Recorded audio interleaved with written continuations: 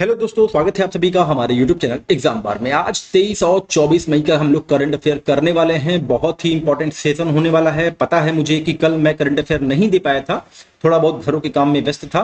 तो देख लेते हैं कि इन 2 दिनों में क्या क्या टॉपिक हैं जो हमको कंप्लीट करना है डिटेल में। अंतर्राष्ट्रीय बुकर पुरस्कार, इसकी घोषणा कर दी गई है। पुरस्कार हमारे एग्जाम के लिए इंपॉर्टेंट होते हैं, तो इसके बारे में हम डिटेल में बात कर लेंगे। गंगा नदी डॉल्फिन, ये न्यूज में क्यों बना हुआ था 23 और 24 मई को, इसके बारे में हम जानेंगे। और ये हमारा एनवायरमेंट प्लस ज्योग्राफी दोनों का पोर्शन कवर करने वाला है, इंपॉर्टेंट होगा हमारे एग्जाम के लिए। ब्रेन ईटिंग अमीबा, ये क्या है, इससे संबंधित कौन सा आर्टिकल आया था, ये न्यूज में क्यों बना हुआ था, इसके बारे में हम लोग डिटेल में बात करने वाले हैं, चर्चा करेंगे। और ये एग्जामिनेशन हॉल में हमारा साइंस एंड टेक का पोर्शन कवर करेगा। उसके बाद हम बात करेंगे दूषित रक्त घोटाले के बारे में। ये देखिए, रक्तों से संबंधित भी एक घोटाला हो चुका है, अब ये किस देश से संबंधित है, इसके बारे में हम डिटेल में बात करने वाले हैं। कुमायूं हिमालय, ये भी हमारे एग्जाम के लिए इंपॉर्टेंट हो चला है अब, क्यों, क्योंकि ये न्यूज में बना हुआ था। तो और ये हमारा इंडियन ज्योग्राफी का पोर्शन एग्जामिनेशन हॉल में कवर करने वाला है, इसके बारे में हम डिटेल में जानेंगे। फिर global alliance of national human right institute, ये न्यूज में क्यों बना हुआ था, इसके बारे में हम डिटेल में बात कर लेंगे। और ये हमारा मिसलेनियस का पार्ट कवर करने वाला है एग्जामिनेशन हॉल में। और आपका दूषित रक्त घोटाला, ये भी आपका मिसलेनियस का पार्ट एग्जामिनेशन हॉल में कवर करेगा। फिर बात करेंगे अंतरराष्ट्रीय सौर गठबंधन, ये न्यूज में क्यों बना हुआ था, जिसका रीजन है कि स्पेन जो है 99वां इसका सदस्य बन गया है, इसकी पुष्टि हो चुकी है। तो अंतरराष्ट्रीय सौर गठबंधन का हम लोग आज यहाँ पे रिवीजन करने वाले हैं, ये भी आपका मिसलेनियस का पार्ट एग्जामिनेशन हॉल में कवर करेगा। अंत में बात करेंगे यात्रा और पर्यटन सूचकांक 2024, ये भी जारी कर दिया गया है। तो इसके बारे में कौन कौन से फैक्ट हैं जो कि एग्जाम के पॉइंट ऑफ व्यू से इंपॉर्टेंट होंगे, इनके बारे में हम डिटेल में जानने वाले हैं। तो देखते हैं कि 23 और 24 मई को one liner important current affair में कौन कौन से इंपॉर्टेंट पॉइंट मिले हैं। तो पहला पॉइंट है कि एनटीपीसी को एटीडी बेस्ट अवार्ड्स 2024 में वैश्विक स्तर पर तीसरे स्थान से सम्मानित किया गया है। इंपॉर्टेंट पॉइंट है, इसको आप ध्यान रखेंगे कि एनटीपीसी एटीडी बेस्ट अवार्ड में तीसरा स्थान पाई थी। और ये पुरस्कार कहां पे दिया गया है, अमेरिका में दिया गया है। यह उपलब्धि अंतरराष्ट्रीय स्तर पर मानव संसाधन क्षेत्र में एनटीपीसी के असाधारण प्रदर्शन पर प्रकाश डालती है। और एटीडी बेस्ट अवार्ड एनटीपीसी की उत्कृष्ट शिक्षण और विकास प्रथाओं एवं उत्कृष्टता की निरंतर खोज का एक प्रमाण है। और साथ ही बता दें कि एनटीपीसी जो है वो भारत की एक महारत्न कंपनी है। तो ये हमारे एग्जाम के लिए इंपॉर्टेंट हो जाएगा। और आपको साथ ही साथ लगे हाथ ये भी बताना है कि वर्तमान में भारत में कितने महारत्न और कितनी नवरत्न कंपनियां हैं, कमेंट सेक्शन में बताएं अगर आप लोग को पता है तो। नेक्स्ट पॉइंट है, वायुसेना प्रमुख ने कमांड हॉस्पिटल एयरफोर्स बेंगलुरु में भारतीय वायुसेना की पहली आपातकालीन चिकित्सा प्रतिक्रिया प्रणाली का उद्घाटन किया है। तो बहुत इंपॉर्टेंट लाइन है ये कि भारतीय वायुसेना की पहली आपातकालीन चिकित्सा प्रतिक्रिया प्रणाली का उद्घाटन कहां पे हुआ है, बेंगलुरु में हुआ है, ये आप लोग ध्यान रखेंगे। इस प्रणाली का लक्ष्य जो है वो देश में कहीं भी आपात स्थिति का अनुभव होने पर कॉल करने वाले को चिकित्सा और पैरामेडिकल पेशेवरों की टीम के द्वारा त्वरित सहायता प्रदान करना है। नेक्स्ट पॉइंट है, त्रिपुरा के अगरतला में वैशाखी बुद्ध पूर्णिमा का 2 दिवसीय उत्सव आयोजित किया गया है। बहुत ही सिंपल लाइन है, लेकिन यहां पे जो आपको इंपॉर्टेंट पॉइंट निकालना है अपने एग्जाम के लिए वो ये निकालना है कि 2568वां बुद्ध जयंती उत्सव और वैशाखी बुद्ध पूर्णिमा 22-23 को कुंजाबन अगरतला में वेणुवन बुद्ध विहार में मनाया गया है। देखिए, अगर आप लोग पीवाईक्यू सॉल्व कर रहे होंगे तो आपने देखा होगा कि कभी कभी क्वेश्चन ऐसे भी एग्जाम में पूछा गया है कि मतलब कि कोई भी एक विहार दे देगा, बुद्ध विहार, पूछेगा उसका संबंध जो है किस राज्य में है, या फिर लिस्ट 1 लिस्ट 2 करके दे देगा और उसमें कई भी जो है विहार दे देंगे, बुद्ध विहार दे देंगे, संबंधित राज्य दे देगा, तो उसको जो है मिलान के लिए क्वेश्चन आया हुआ है। तो वेणुवन बुद्ध विहार कहां पे है, ये आपको ध्यान रखना होगा, त्रिपुरा में है। नेक्स्ट पॉइंट है कामिरीता शेरपा। अब ये जो है अभी आपने पिछले हफ्ते पढ़ा था कि ये 29वीं बार जो है माउंट एवरेस्ट की चढ़ाई इन्होंने सफलतापूर्वक पूरी कर ली है। और अब इन्होंने क्या किया है कि 10 दिनों के अंदर जो है ये 30वीं बार माउंट एवरेस्ट पे जो है सफलतापूर्वक चढ़ गए हैं। और ये रिकॉर्ड इन्होंने अपने जो है पास जो है रख लिया है कि ये सर्वाधिक जो है माउंट एवरेस्ट पे चढ़ने वाले व्यक्ति बन गए हैं। तो कामिरीता शेरपा का नाम आप ध्यान रखेंगे, क्योंकि केवल 10 दिनों के भीतर जो है ये 2 बार चर्चा में बन गए थे। नेक्स्ट पॉइंट है, यूएई में आयोजित 5वें विदेश मंत्री उत्कृष्टता पुरस्कार समारोह में भारतीय दूतावास और दुबई स्थित भारत के महावाणिज्य दूतावास को उत्कृष्ट कार्य के लिए प्रतिष्ठित शील्ड ऑफ ऑनर प्रदान किया गया। इंपॉर्टेंट होगा आपके एग्जाम के लिए, इसको आप ध्यान रख सकते हैं। नेक्स्ट पॉइंट है, कर्नाटक सरकार ने अब विभिन्न सरकारी विभागों और संगठनों द्वारा आउटसोर्स की जा रही सेवाओं और पदों में महिलाओं के लिए 33% आरक्षण प्रदान करना अनिवार्य कर दिया है। आपको ध्यान रखना है कि जो सरकारी विभाग हैं और संगठन हैं, वहां पे जो आउटसोर्सिंग होती है तो आउटसोर्सिंग में जितनी भी महिलाएं हैं उनको 33% आरक्षण जो है कौन सा राज्य किया है? कर्नाटक सरकार किया है। और यह आरक्षण सरकारी आउटसोर्स नौकरियों में SC ST और अन्य पिछड़ा समुदायों के लिए निर्धारित कोटा के अंदर ही होगा, ये भी आप लोग ध्यान रखें।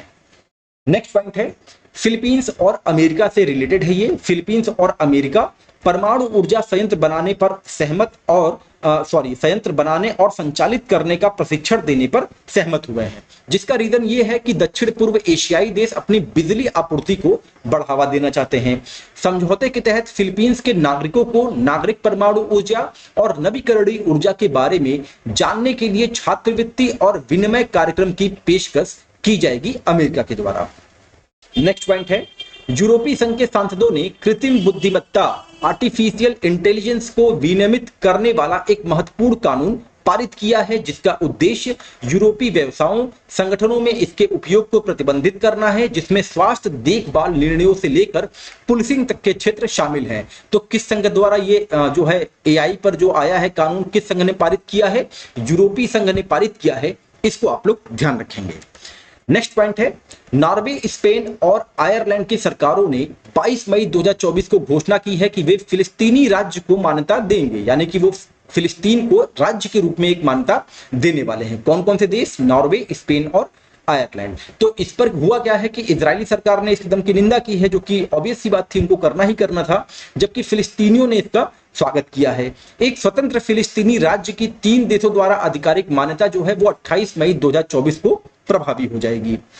नेक्स्ट पॉइंट है, वन लाइनर में ये लास्ट पॉइंट है कि सुमित नागल जो है ये 5 साल में विल्बिंडन के पुरुष एकल मुख्य ड्रॉ में पार्टिसिपेट करने वाले पहले भारतीय बनने जा रहे हैं। तो सुमित नागल का नाम आप एग्जाम के पॉइंट ऑफ व्यू से ध्यान रखेंगे, ये एग्जाम के लिए इंपॉर्टेंट होने वाला है। अब आगे बढ़ते हैं, बात करते हैं डिटेल में, और पहला पॉइंट है हमारा अंतरराष्ट्रीय बुकर पुरस्कार 2024।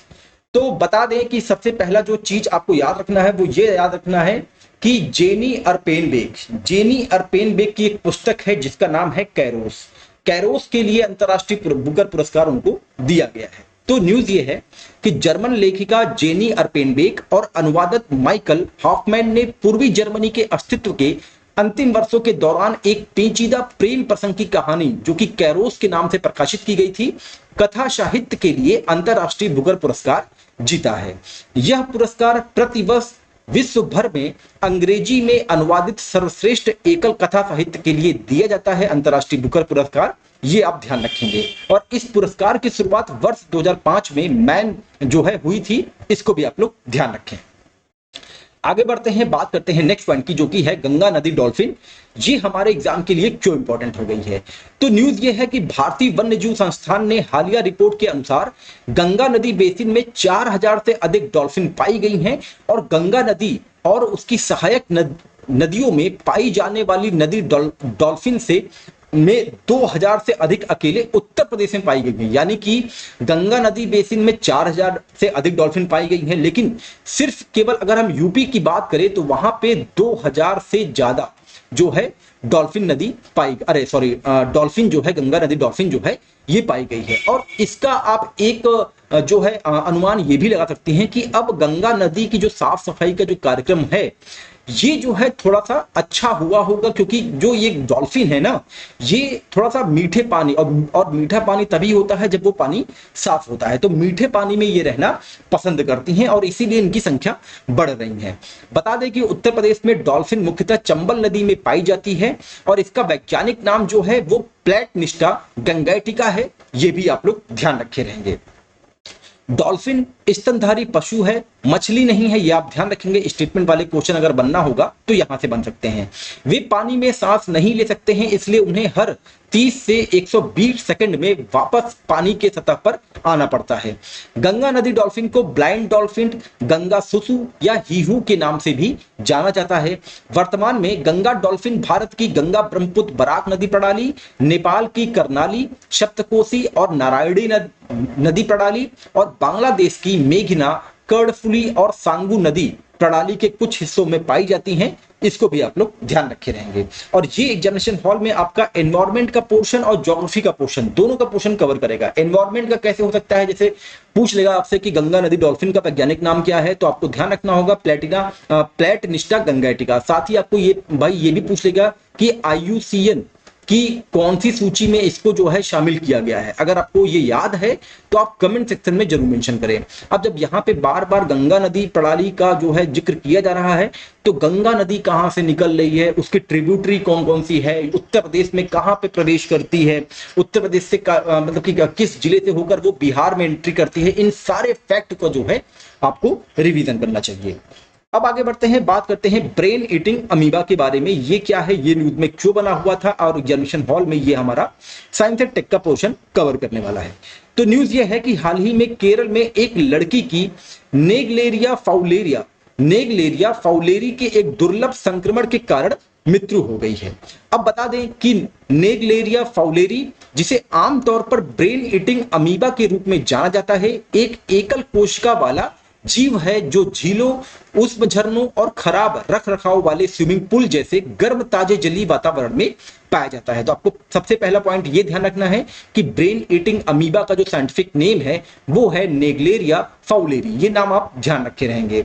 यह एक सूक्ष्म जीवी है जिसके कारण इसे केवल माइक्रोस्कोप से ही देखा जा सकता है। अमीबा नासिका के माध्यम से शरीर में प्रवेश करता है और गंभीर मस्तिष्क संक्रमण के कारण बन सकता है, जिसे प्राइमरी अमीबिक मेनिंग एन्सेफेलाइटिस के नाम से जाना जाता है। देखिए होता क्या है कि जैसे गर्मियों में क्या होता है कि लोग वाटर पार्क जाते हैं, लोग जो है स्विमिंग पूल में ज्यादा समय बिता रहे हैं, तो उसमें बहुत छोटे, जो कि आपको नंगी आंखों से नहीं दिखने वाले अमीबा जो है ये पाए जाते हैं। अब ये आपके आंखों से, नाक से, किसी भी मतलब कि पॉइंट से जो है आपके शरीर में प्रवेश कर जाएंगे। उसके बाद मस्तिष्क में जाके ये वहां पे अपना कार्य करते हैं, जिससे जो है एक संक्रमण फैलने लग जाता है, जिसके कारण मृत्यु भी हो सकती है। और इसी कारण से केरल में एक लड़की की मृत्यु हो गई थी और ये न्यूज में बना हुआ था। तो अगर आप स्विमिंग पूल या तो कहीं पे वाटर पार्क जा रहे हैं तो अपनी सेफ्टी जो है वो अपने पास रखे रहिएगा।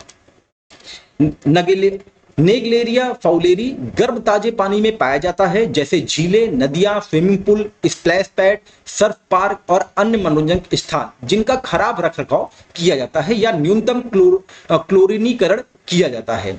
नेग्लेरिया फाउलेरी नाक के माध्यम से शरीर में प्रवेश करती है और आमतौर पर जब लोग तैर रहे होते हैं ये तब वहां पे प्रवेश कर जाती है। फिर यह मस्तिष्क तक जाती है और जहां मस्तिष्क के ऊतकों को ये नष्ट कर देता है और सूजन का कारण ये बन जाता है, और जिसके कारण जो है ये आपका नेग्लेरिया फाउलेरी बीमारी का जो है जन्म होता है। तो जहां कहीं पे भी जाएं, अगर वहां पे गंदा पानी है तो वहां पे तैरने बैठने से बचे थोड़ा सा, क्योंकि गर्मी है, लोग वाटर पार्क, स्विमिंग पूल इसमें जो है ज्यादा समय बिता रहे होंगे। तो ये ब्रेन ईटिंग अमीबा, जिसका साइंटिफिक नेम है नेग्लेरिया फाउलेरी, ये आपका साइंस एंड टेक का पोर्शन कवर करेगा, इसको आप ध्यान रखेंगे।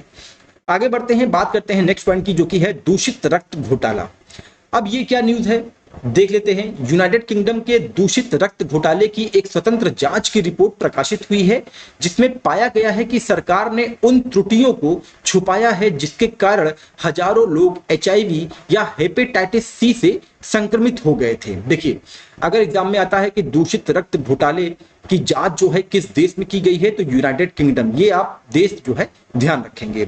बता दें कि यह जांच जो है 6 साल पहले वर्ष 2017 में शुरू की गई थी, जब थेरेसा मे प्रधानमंत्री थी यूनाइटेड किंगडम की।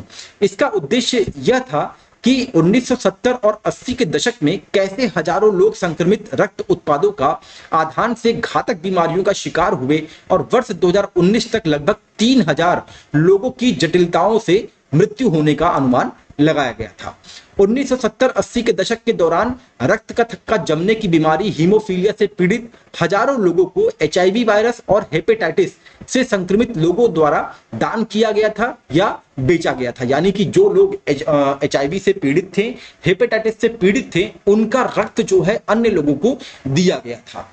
दूषित रक्त उन लोगों को भी दिया जाता था जिन्हें प्रसव या सर्जरी के बाद रक्त चढ़ाने की आवश्यकता होती थी। जांच रिपोर्ट में अनुमान लगाया गया है कि 30,000 से अधिक लोगों को एचआईवी या हेपेटाइटिस सी से संक्रमित होने का एक अनुमान जो है 1970 और 80 के दशक जो है इस घोटाले से लगाया गया है कि 30,000 से अधिक लोग जो है वो एचआईवी और हेपेटाइटिस सी से जो है संक्रमित हो गए थे। तो दूषित रक्त घोटाला का संबंध किस देश से है? यूनाइटेड किंगडम से है, ये आप लोग ध्यान रखेंगे। नेक्स्ट पॉइंट है कुमायूं हिमालय। ये न्यूज में क्यों बना हुआ था ये जान लेते हैं।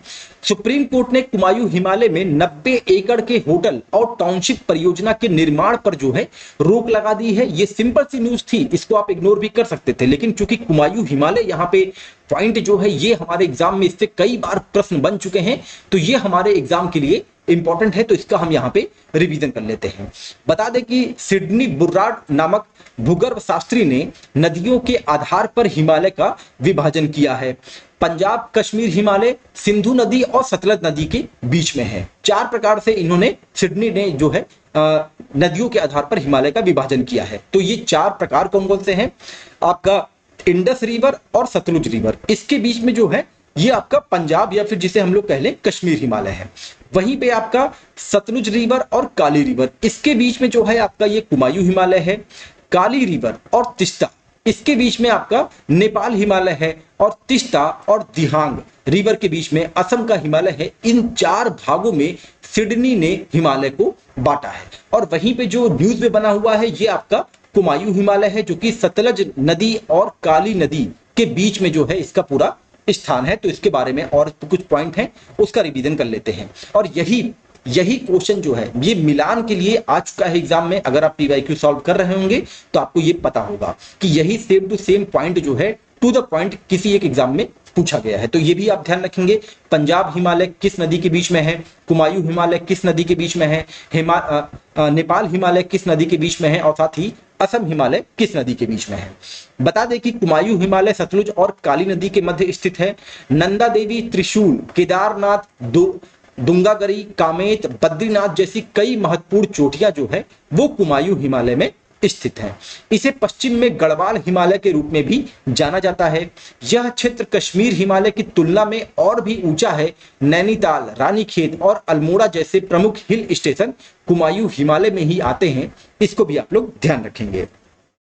तो ये तो रहा कि एक सिंपल सी न्यूज से कैसे अपने एग्जाम के लिए कौन सा पॉइंट इंपॉर्टेंट है, मतलब कि इसकी खोज करना। यहाँ बहुत ही सिंपल सी न्यूज थी कि 90 एकड़ होटल और टाउनशिप परियोजना पे रोक लगा दी गई है सुप्रीम कोर्ट द्वारा। लेकिन अब आपको ये देखना है कि आपके एग्जाम के लिए क्या इंपॉर्टेंट था। तो यहाँ पे इंपॉर्टेंट था कुमायूं हिमालय, तो इसका हमने यहाँ पे रिवीजन किया है। और हिमालय से संबंधित आपने देखा होगा कि लगभग हर अल्टरनेट ईयर पे कहीं ना कहीं क्वेश्चन पूछा भी गया है। अब आगे बढ़ते हैं, बात करते हैं global alliance of national human right institute के बारे में कि ये न्यूज में क्यों बना हुआ था। तो न्यूज ये है कि लगातार दूसरे वर्ष संयुक्त राष्ट्र मानवाधिकार कार्यालय से संबद्ध एक संगठन ने भारत के मानवाधिकार निकाय राष्ट्रीय मानवाधिकार आयोग की मान्यता को रद्द कर दिया है। बता दें कि GANHRI अपनी प्रत्यायन उप समिति के माध्यम से कार्य करता है, जो सदस्य NHRI को 2 समूहों A और B में वर्गीकृत करता है। 29 नवंबर 2023 तक 120 NHRI को GANHRI द्वारा मान्यता प्राप्त दिया गया था, जिनमें से 88 को A रैंक दिया गया था, जो पेरिस सिद्धांतों के पूर्ण अनुपालन को दर्शाता है, और शेष 32 को रैंक बी में रखा गया था, जो आंशिक अनुपालन को दर्शाते हैं। जब तक भारत को यह मान्यता नहीं मिल जाती है, NHRC संयुक्त राष्ट्र मानवाधिकार परिषद में देश का प्रतिनिधित्व नहीं कर सकता है, वोट नहीं दे सकता है या शासन पदों पर नहीं रह सकता है, और भारत की समीक्षा स्थगित कर दी गई है और अभी तक कोई अंतिम निर्णय इस पर नहीं हुआ है, यानी कि भारत को किसी भी रैंक में नहीं रखा गया है। अब जब बात यहाँ पे पेरिस सिद्धांत की हो रही है कि जो ये रैंक ये देते हैं GANHRI, जो ये रैंक प्रोवाइड करता है, वो इस आधार पे करता है कि कौन सा NHRI पेरिस सिद्धांतों का पालन कर रहा है। तो पेरिस सिद्धांत है क्या, इसको देख लेते हैं। संयुक्त राष्ट्र के पेरिस सिद्धांत संयुक्त राष्ट्र द्वारा 1993 में अपनाए गए महासभा अंतर्राष्ट्रीय मानदंड प्रदान करती है, जिसके आधार पर राष्ट्रीय मानवाधिकार संस्थानों को मान्यता दी जा सकती है। पेरिस सिद्धांतों को 6 मुख्य मानदंड निर्धारित किए गए हैं जिन्हें एनएचआरआई को पूरा करना आवश्यक है। अब ये 6 मानदंड हैं कौन कौन से? जनादेश और क्षमता, सरकार से स्वायत्तता, एक संविधि या फिर कह ले संविधान द्वारा गारंटीकृत स्वतंत्रता, बहुलवाद, पर्याप्त संसाधन और जांच की पर्याप्त शक्तियां। तो ये 6 जो है मानदंड हैं जिसको पूरा करना होता है किसी भी एनएचआरआई को, उसके बाद ही जीए एनएचआरआई जो है वो मान्यता देता है। अब जब बात यहाँ पे जीए एनएचआरआई की हो रही है तो इसके बारे में जान लेते कि ये संयुक्त राष्ट्र की मान्यता प्राप्त और विश्वसनीय भागीदारी है। इसकी स्थापना वर्ष 1993 में मानवाधिकार के प्रचार और संरक्षण हेतु राष्ट्रीय संस्थानों की अंतर्राष्ट्रीय समन्वय समिति के रूप में की गई थी। वर्ष 2016 में इसे राष्ट्रीय मानवाधिकार संस्थानों का वैश्विक गठबंधन के रूप में जाना जाता है और यह सदस्य आधारित नेटवर्क संगठन है जो विश्व भर के एनएचआरआई को संगठित करता है। यह 120 सदस्यों से बना है और भारत भी जीए एनएचआरआई का एक सदस्य है और इसका सचिवालय कहाँ है? जिनेवा में है, जो कि स्विट्जरलैंड में स्थित है। तो कुछ फैक्ट थे, इसको भी आपने देख लिया। अब जब बात यहाँ पे एनएचआरआई की बार बार हो रही है तो हम राष्ट्रीय मानवाधिकार आयोग के बारे में भी जान लेते हैं। भारत का एनएचआरसी एक स्वतंत्र वैधानिक निकाय है जिसकी स्थापना 12 अक्टूबर 1993 को मानवाधिकार अधिनियम 1993 के संरक्षण प्रावधानों के अनुरूप में की गई थी, जिसे बाद में वर्ष 2006 में संशोधित कर दिया गया। यह पेरिस सिद्धांतों के अनुरूप स्थापित किया गया था जिसे पेरिस के मानवाधिकार में के प्रचार और संरक्षण के लिए अपनाया गया था तथा 20 दिसंबर 1993 को इसका समर्थन किया गया था। वर्तमान में एनएचआरसी के जो अध्यक्ष हैं वो कौन है? तो पूर्व न्यायाधीश अरुण मिश्रा हैं, ये भी आपको ध्यान रखना है। तो यहाँ पे आपने नेशनल ह्यूमन राइट कमीशन का भी रिवीजन कर लिया। अब आगे बढ़ते हैं, बात करते हैं हम नेक्स्ट पॉइंट की, अंतरराष्ट्रीय सौर गठबंधन। ये न्यूज में क्यों बना था? न्यूज में इसलिए बना था क्योंकि स्पेन जो है वो आईएसए का 99वां सदस्य बन गया है। अब इसके बारे में कुछ फैक्ट हैं जो कि एग्जाम में पूछे भी गए हैं, उसका हम रिवीजन कर लेते हैं। भारतीय प्रधानमंत्री नरेंद्र मोदी और फ्रांसीसी राष्ट्रपति फ्रांसवा ओलांद ने 2015 में पेरिस में आयोजित जलवायु परिवर्तन पर संयुक्त राष्ट्र फ्रेमवर्क कन्वेंशन के 21वें कॉन्फ्रेंस ऑफ पार्टी के मौके पर अंतरराष्ट्रीय सौर गठबंधन स्थापित करने पर सहमति व्यक्त की थी। आईएसए का मुख्यालय गुरुग्राम में है, इसको आपको ध्यान रखना है। और अब तक 119 देशों ने आईएसए फ्रेमवर्क समझौते पर हस्ताक्षर किए हैं और 99 देशों ने पूर्ण सदस्य बनने के लिए आवश्यक अंतरराष्ट्रीय सौर गठबंधन अनुसमर्थन दस्तावेज का अनुमोदन किया है और साथ ही उसको जमा कर दिया है। आईएसए का लक्ष्य जीवाश्म ईंधन के मुकाबले सौर ऊर्जा के व्यापक उपयोग को बढ़ावा देने के लिए दुनिया के देशों को एक साथ लाना है, इसको आप लोग ध्यान रखेंगे।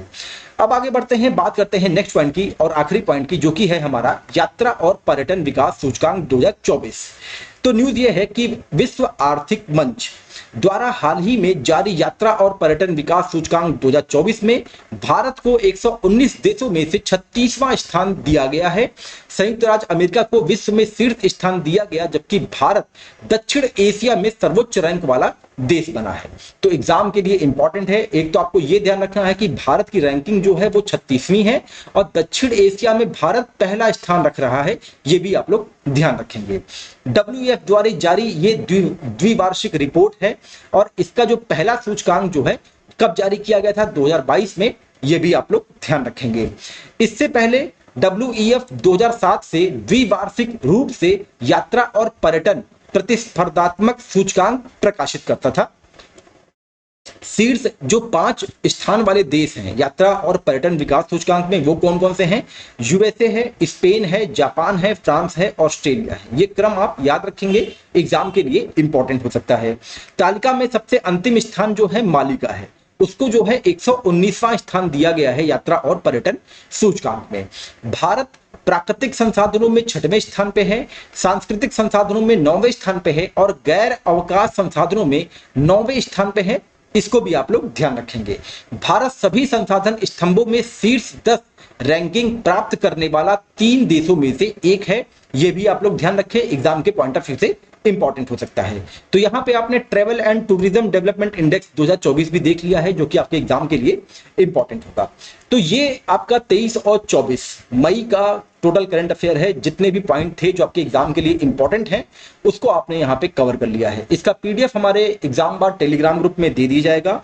थोड़ा बहुत लेट हो जाता है क्योंकि जो है व्यस्तता बहुत ज्यादा रहती है, तो भूल जाता हूं रात में अपडेट करना। हाँ, अगर कोई भी व्यक्ति वहां सज्जन व्यक्ति जो है व्हाट्सएप पे अपडेट कर दे कि हाँ सर आज का पीडीएफ नहीं पड़ा, तो वो डेली डेली भी मिल जाएगा। आज जितना भी बचा होगा वो आज हम यहाँ पे अपलोड कर देंगे। और अगर आप हमारे चैनल पे पहली बार आए हैं, तो अगर ये एग्जाम के पॉइंट ऑफ व्यू से करंट अफेयर इंपॉर्टेंट लगा हो तो चैनल को लाइक, सब्सक्राइब और बेल आइकन दबाना बिल्कुल मत भूलिएगा। साथ ही अपने दोस्तों को भी शेयर करिएगा। चलिए मिलते हैं अपने अगले टॉपिक के साथ, तब तक अपना ध्यान रखें। नमस्कार, जय हिंद, जय भारत।